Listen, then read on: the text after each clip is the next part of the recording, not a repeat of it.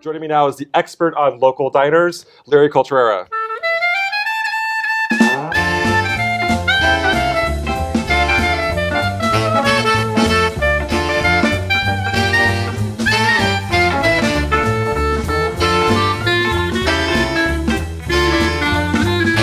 Tell me your backstory, like what led you to write about diners? Well, the writing was way down the road from my initial interest, so to speak. I was interested in diners from the time I was a little kid, probably 4 or 5 years old. My dad actually told me about diners and that they were prefabricated restaurants. They looked somewhat like railroad cars, but they were not railroad cars or converted railroad cars. And so I knew this from a young age, and I was very observant when I went on rides in and around the greater Boston area, and I noticed all the diners that we had at that time in the late 50s, early 60s. And of course, as time went on, they started to disappear. And by around 1980, I was getting into photography. I started photographing diners as a documentation type of a thing. And in the process, 36 years later, I've photographed over 860 diners. Wow. I started writing a regular column for the Society for Commercial Archaeology, a national organization dealing with roadside businesses and attractions and whatnot. And I wrote the first ever regular column called Diner Hotline for them for around 18 years. I retired that in 2007 and started my blog right after that, which is called Diner Hotline as well. And the books came about because of the blog, actually. So actually, Larry writes for the same publishing house that I do, which is History Press, now Arcadia. Yes. And our original commissioning editors were the same, Jeff Saraceno. Yes. So he wrote his first book, Classic Diners in Massachusetts, is what led me to the publisher. So I was like, I love that cover. I saw it at the Rosebud Diner in Somerville, and I'm like, I have to work with this publishing house. So thank you for writing that initial book.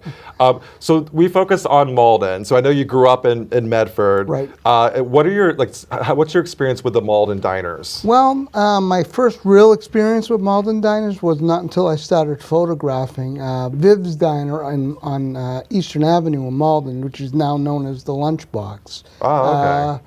That was my first diner experience, though I do recall the Miss Malden Diner on Main Street near the Sacred Hearts Church. And, like I said, I noticed a lot of them. And in doing my research, I found out there were, of course, other diners in the city of Malden. So speaking of the Miss Malden, we have an archival photo that I have not seen before that Larry brought into the studio, and I think it's fantastic, this old school photo. So tell us a little bit about the Miss Malden in this photo here. Well, Miss Malden Diner was I believe it was a 1940s vintage Worcester lunch car. Wow. And it was situated on Main Street, just past the Sacred Hearts Church. In fact, right next to the old Saugus Branch Railroad tracks that crossed Main Street. In fact, in that photo, you will see the trolley coming up Main Street, and the trolley tracks are actually crossing the railroad tracks right at that point where the trolley is coming. And the Miss Malden is sitting just behind it. It was a barrel roof Worcester lunch car, bright red as I recall. Unfortunately, it's the only picture that exists, and believe the diner itself disappeared sometime in the 70s. And you also mentioned the lunchbox, and Yes. the lunchbox is, what was it called before? Well, it was many names over the years. It was originally owned by somebody named McDermott. It could have been Al McDermott out of Fall River. He had many diners. And it was built in 1932, delivered to Wareham. But it may not have stayed in Wareham longer than 6-7 years. And it was originally built with a counter and stools like a normal diner, lengthwise. And in about 1937 or so, the Worcester Lunch Car Company, which built the diner, reconfigured it to be more of a lunch wagon with a serving counter down one end with a kitchen behind it. Wow. And then stools along the windows and a large, almost like community table in the middle. So it was kind of a unique experience for a normal diner. It wasn't set up as a normal diner. And This one here, when I first went to it, it was called Viv's Diner in the 1980s. And it eventually had other names like Rose's Little Red Diner. It was called Lulu's in the early 2000s, and then it became the Lunchbox Diner, which it is today. So when I mentioned that we were bringing on an expert on diners to the show, people were like, they lit up. What is it about diners that people love? Well, diners basically are, a democratic type of a place. Any good breakfast and lunch place around here in, eastern Massachusetts or just central New England in general, diners are more known for breakfast and lunch. You go down to New York or Connecticut, there may be 24-hour places. But up here, it's mostly breakfast and lunch. And Malden has the one diner, the Lunchbox Diner, but there's other breakfast and lunch places around that people call home, basically, or second home.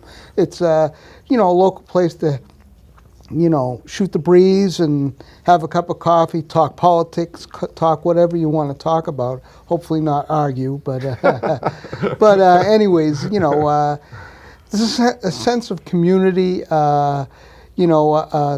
A trash collector could be sitting next to the mayor. You just don't know. That's the way a good diner, a good breakfast and lunch place should be. The people that, when I mentioned it, they mentioned the Linden Diner, and that wasn't like an old school diner. No, that is what we call on-site. That's a storefront, just like the Doo-Wop Diner on Main Street, just past where the Miss Malton used to be, the Doo-Wop Diner is today. And back in the 80s, that was known as Steve's Diner. Those are what we call on-site. They aren't what a classic diner looks like generally, but the food, the ambiance can be diner-like, and that's what they go for. And there's Robert's Broken Yoke down on Broadway, Franny's in Maplewood Square. There's all these breakfast and lunch places. The Donut Villa over in Highland Avenue at the shopping center, they're good breakfast and lunch place too. So if you have not checked out Larry Cultrera's book, Classic Diners in Massachusetts, yes. And there's also the new one as well, the New Hampshire Diners, Classic Granite State Eateries, yes. Fantastic books, and they go back historically, a lot of historic photos and a lot of recent photos as well. So thank you so much, Larry, for your time. Okay. Thank you.